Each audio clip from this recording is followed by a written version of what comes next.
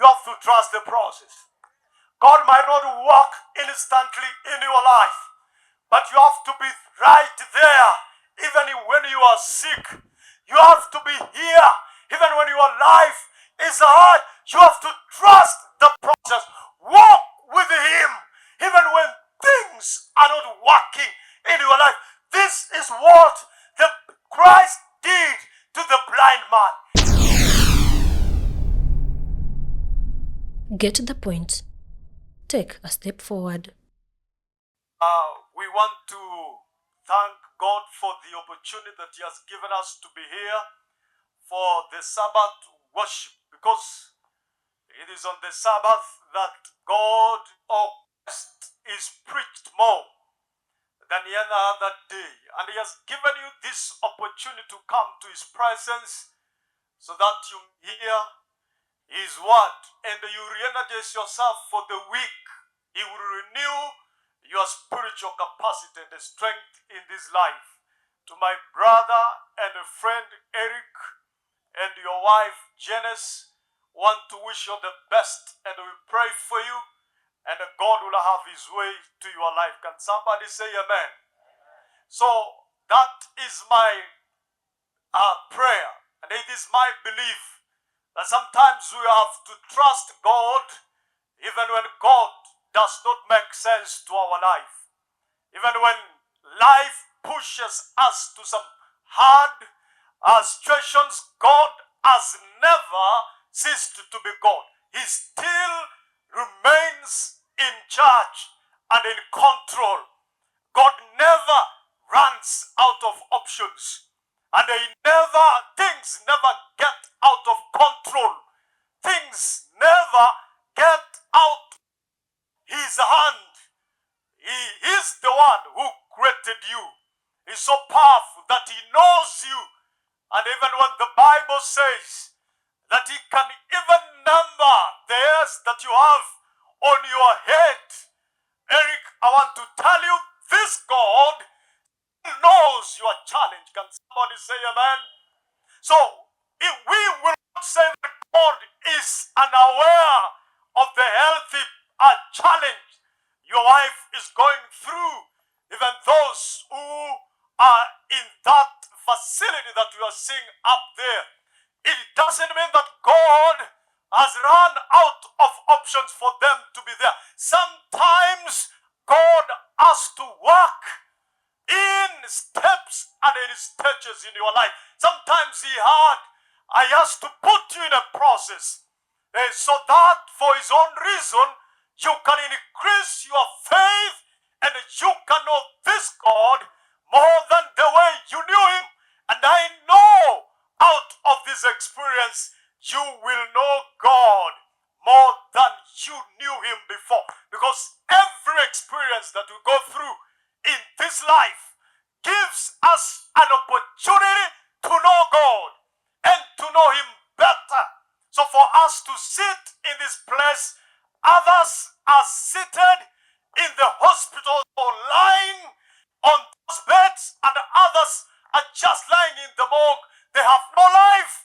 It doesn't mean that we are better than them, but God has given you an opportunity so that you can come closer. Say amen. So I have some few minutes that I want to share, because by 11:30 I have a place that I'm going to preach. That is why we have cut some programs for the sake of this program. And I'm going to read this text that we read together. It is from the book of Mark chapter 22. This is one of the most powerful texts that I love in the Bible, because when you look at this text, you'll always see how Christ works in the life of man. And if you are a Bible student, you'll understand that the book of Mark is the only book in the Bible that has recorded so many miracles in the Bible that most of them happened immediately. Many of them, the 12 miracles that are being written in the Gospel of Mark, because John Mark was a student of Peter, Paul. He was not the first witness to the miracles that Christ did in his life, but this is a testimony of the eyewitness that he was writing what Peter had to narrate to him. So he had powerful connection with the people of God. And hence my title for this morning is Godly Connections. You need to have a connection in this life, and of course, a godly connection. And when Mark is writing the Gospel of Mark, is writing not to the Jews, he's writing to the Romans, but these Romans had been saved and they were Christians. And now that is why he writes a very short story of Jesus. He never gives the genealogy. And the moral of the life of Jesus, he's just like a kid in a candy store. He's straight to the point because his sermon and his gospel, he's writing to people who are not Jews, but who are Gentiles who had been saved.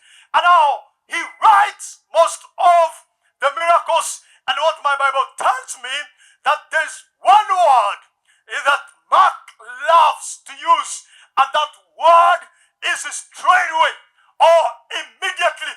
Because if you read the book of Mark chapter 1 and verses 23 to 26, the Bible gives you a man who was demon possessed, and this man cried out in the synagogue, and Jesus rebuked the evil spirit, and the Bible says immediately the evil spirit left the man. Not only Mark chapter 1 verses 23, in Mark chapter 1 verses 30, Jesus encounters mother-in-law to Peter, who was suffering from fever. And the Bible says when Christ spoke a word, the fever left her immediately, just straight away. And in Mark chapter 2 verses 1 to 12, Jesus encounters another man who was paralytic. And when he meets this man, the Bible says when his friends lowered him from the roof where Jesus was, they lowered him down to the house where Jesus was, and Jesus had to tell that man to stretch his hand forth, and the Bible says the man immediately he arose and he became well again. Not only that one, we have another man who had a withered hand in the book of Mark chapter 3 verses 1 to 5. He stretched his hand out according to the command of Jesus, and the Bible says immediately his hand was stretched. Not only that, Mark floods his gospel with immediate miracles. One of them again is Mark chapter 5 verses 23 to 34, where you find a woman with a blood issue. She has suffered for 12 good years. And what does the Bible say? When she touched the hem of the cloth of Christ, the Bible says that the blood issue was solved at that moment instantly. So what do I want to show you, brethren? There is sometimes God is an instant God. He works immediately in your life. Sometimes you make a prayer and he's just there to answer that prayer. Sometimes you are sick and a prayer is mentioned and you change immediately. In the midst of all those immediate and straightaway miracles, it is only Mark chapter 8. I've even left the blind Bartimaeus in Mark chapter 10. It was immediately that Christ restored his sight. But in the midst of those miracles that happened straight away, the Bible records Mark chapter 8, verse 22 to 25. It is the only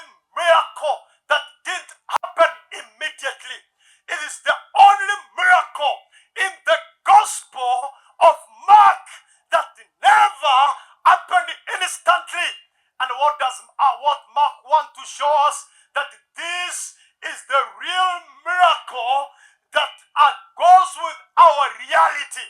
Because sometimes God puts us on a delay. And I want to tell you, delay in the eyes of God is not denial. When God has delayed your prayer, He has not denied an answer. He's ready to answer. If somebody's with me, can somebody say amen? So prayer is when you make a prayer and God delays you, it is not denial. What does the Bible say? And they brought a blind man. I want to talk about the they concept. These are men who are not interested in making a name, because we do not know their name. The Bible says, and they brought a blind man. That is what the Bible says. So this anonymous day, we need to appreciate them, because while you never knew Jesus, somebody knew him. These are men who saw Jesus before the blind man saw him. So this at the anonymous day, they are not interested in making a difference, in making a name. They're interested in making a difference. That is why we do not have their names. We do not have where they come from. We do not have them bragging out and boasting that we brought you to Christ for salvation. I love this man, because when they saw Christ, they thought about their friend. And that is why I told you about godly connections. You must have a connection in this life for you to survive. They were connected to Christ, and they brought a blind man. Especially in our country, Kenya. If you need a job, you need someone to connect you. If you need a good wife, you need somebody to connect you. If you need something in this life, you want to see somebody in the office, you need some connection. But I'm not talking about the social connection. I'm talking about the godly connection. And this man, they saw Christ. They saw his miracles. And they said, we have a friend. We want to bring that friend and bring him to Christ for restoration. About these friends, that as the Bible is talking to me, is that these men who are seeing Christ and who went to him with the blind man, the Bible says that sometimes who you are connected to can shape your spiritual journey. Whoever you are connected to can send you away from Christ or bring you closer to Christ. Let me tell you, young people, the way you are behaving, the way you are doing your things, it can be a result of who are you connected to. Who's this friend that you are connected to? And I'm so happy that Janice and Eric were connected to such wonderful people like you. You thought about them, so that today you are here to bring hope and restoration to their life. Can you say amen to yourself? You're very powerful, by the way. So what the Bible is saying, sometimes who you are connected to can shape your spiritual journey and your spiritual life. You see your life. You see who you are connected to. Sometimes don't get connected to. People can't help you. People can't come in support when you need them. You have friends who are powerful, and we have just useless friends who just talk about you, who talk about how you are heartbroken, they can't connect you to another man, who talk about the way you have been left, who talk so many body counts on your life and how you have struggled your life, because they know you better. Rather than connect you to Christ, they are talking about you rather than showing you where you can be saved silly outside here and the busybodies outside here just bringing you down other than connecting you to Jesus. Hallelujah, somebody. That's why these men, they brought a blind man. And what does the Bible say? The blind man did not find Jesus on his own. He needed a connection.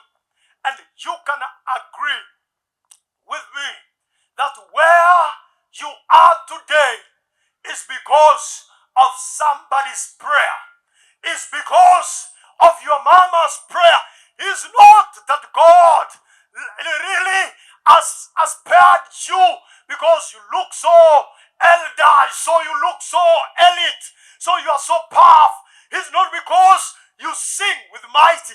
It's not because you preach with power. It's not because you come here Sabbath morning. Your survival can be a result of your connection that you have with people who are connected with God. It can be your mama's prayer. It can be your father's prayer. It can be your friend's prayer. Where you are today, you can agree that is a result of my friend. It's a result because I was connected to somebody. It's a result because I knew someone is somewhere. It's because somebody mentioned my name.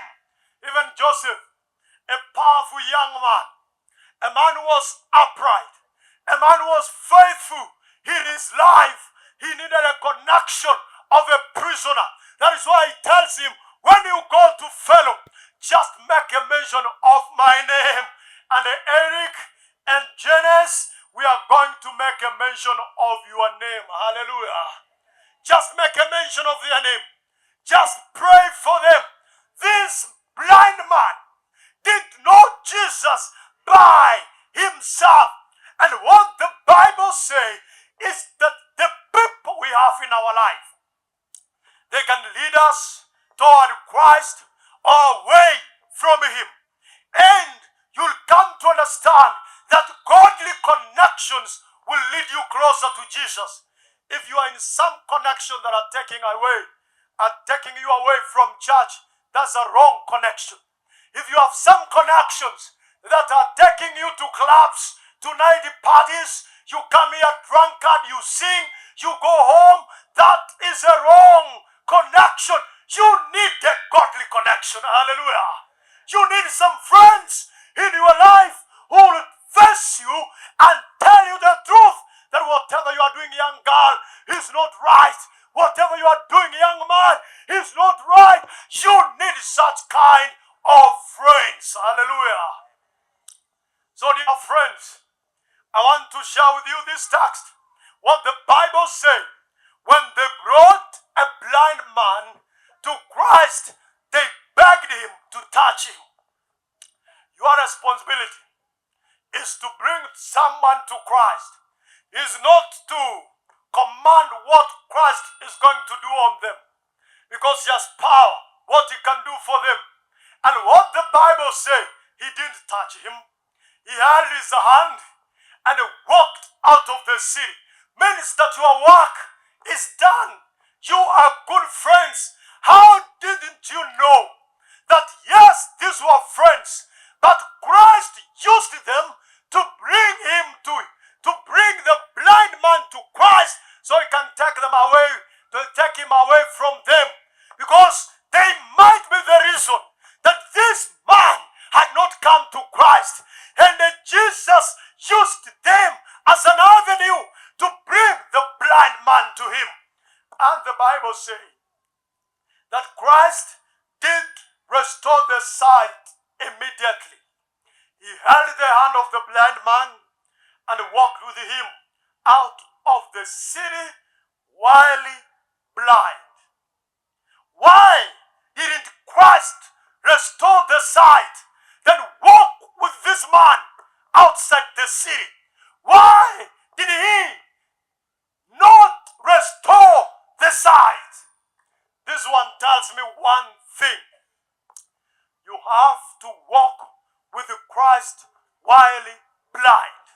You have to walk with him answered your prayers. You have to walk with him even when he has not changed your circumstance. You have to sing in the choir even when parents are fighting at home and you are praying for them. You have to preach even when you do not have the money, you do not have the power. You have to be in church even when things are not working in your life. Doesn't mean that God has not answered your prayer. Doesn't mean that God hasn't seen you. God has seen you, but he wants you to trust him. Because if you have to appreciate the anonymous day, you have to trust the process. Janice, you have to trust the process. God might not work instantly in your life, but you have to be right there even when you are sick. You have to be here even when your life is hard. You have to trust the process. Walk with him even when things are not working in your life. This is what Christ did to the blind man. He had to walk with him. Sometimes we are so weak, we give up when God has not answered our prayer. We give up when our relationships are not working. We give up when things are not working. We get discouraged because this man was looking down. What does the Bible mean? This man was discouraged. This man was discouraged of his health condition.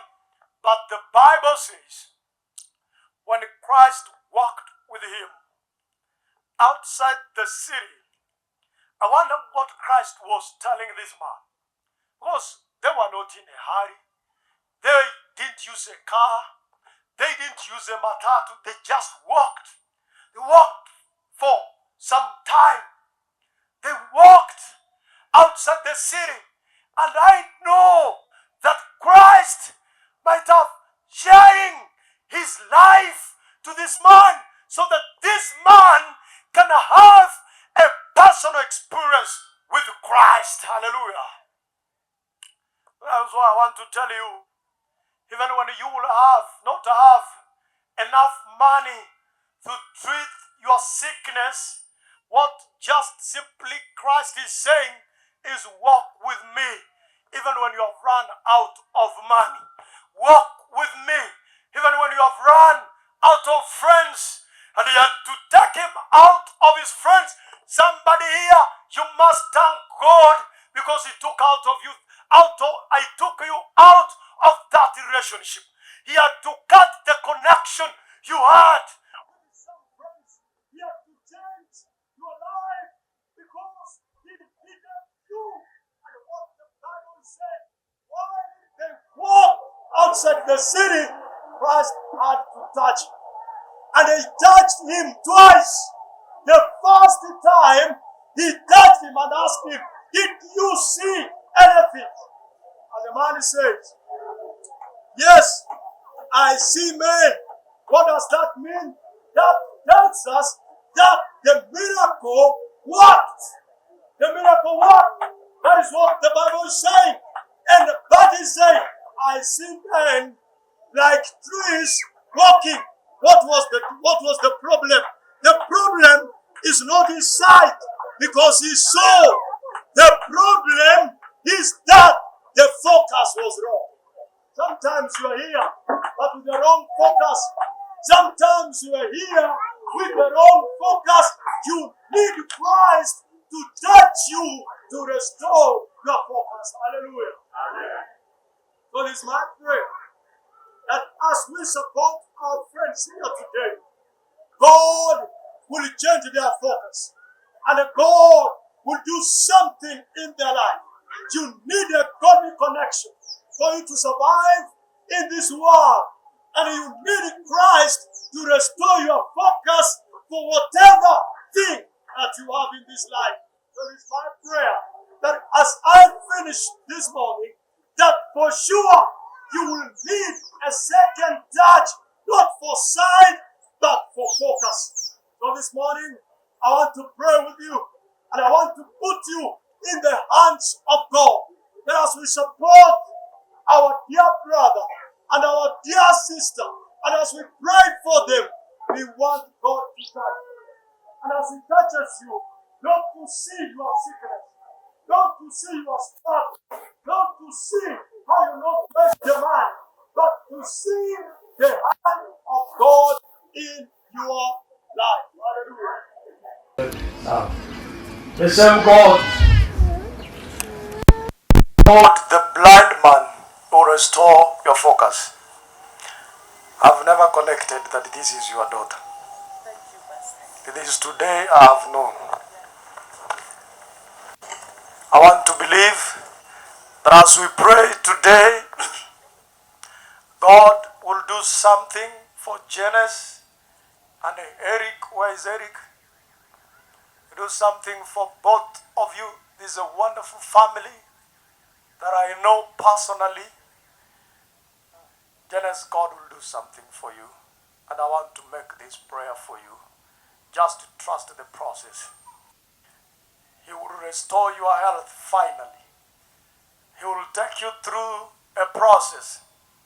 But accept that process, that you will walk again strong in the name of Jesus. That's my prayer for this family. Where is Eric? I want to pray for them. They put them in the hands of God. And I know you are going to support them for the bills they have or they are going to have. And all of us, we make a mention of their name. Let's pray together. Our dear Father and our God in heaven, I want to thank you so much. You spoke to us from a blind man, that you restored the sight. Though you had to walk with him blind, you completed your work of restoration. The anonymous day started rumors, but they brought restoration to the blind man. And today, Father, as the friends of this wonderful family, we stand here today with them in their lowest moment. We have become anonymous. We want to bring to you while he seated on this wheelchair. Walk with Janice. Walk with her. Restore her health in the name of Jesus. Father, we trust the process that you have put her. We trust the doctors, the nurses, the physicians working on her. Father, she will stand in the name of Jesus. You have that power. And that is why we have the audacity to come to your presence. You have the power to restore. The man who walked in the book of Mark is the same power you have. Speak the word and let something happen in our life.